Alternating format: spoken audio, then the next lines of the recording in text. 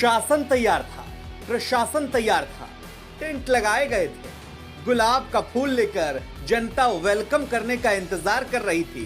विधायक सुबह से जमे हुए थे, कार्यकर्ता नारे लगाने के लिए बेकरार थे, मंत्री महोदय ट्वीट कर माहौल बना रहे थे, पंडित जमे हुए थे, जनता टकटकी लगाए देख रही थी। सबको इंतजार था, एक तो गंगा, दूसरा विलास और तीसरा क्रूज के दर्शन करने के। दर्शन तो हुए लेकिन दुर्लभ ही हुआ।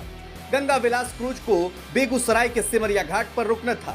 टूरिस्टों को पौराणिक घाट के दर्शन करवाने थे। गुलाब का फूल देने के लिए लोग तैयार थे।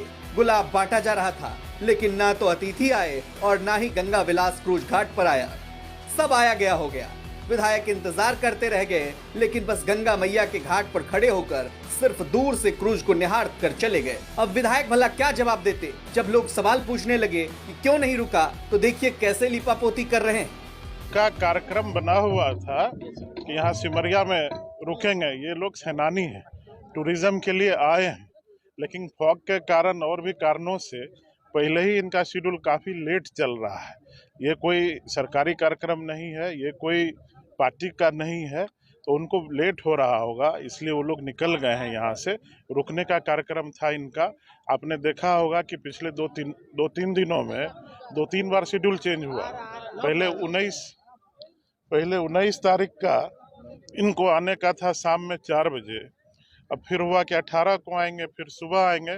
तो कुछ ना कुछ, चूंकि ये पहला है, जिसको मेडन वॉयज कहिए, ये पहला क्रूज है, तो इसमें बहुत कुछ टेक्निकल भी आता है। कहीं पर कुछ दिक्कत आ रहा है, कहीं फॉग हो जा रहा है, इस कारण से।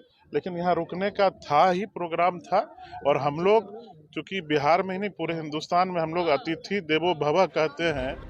गंगा विलास क्रूज की विशालता हर कोई देखना चाहता है, लेकिन क्या करे, जब गंगा पर सरपट भागती चली जाए तो कोई कैसे देखेगा, कोई कैसे विलास की विलासता के मजे लेगा। सारा सपना धरा का धरा रह गया।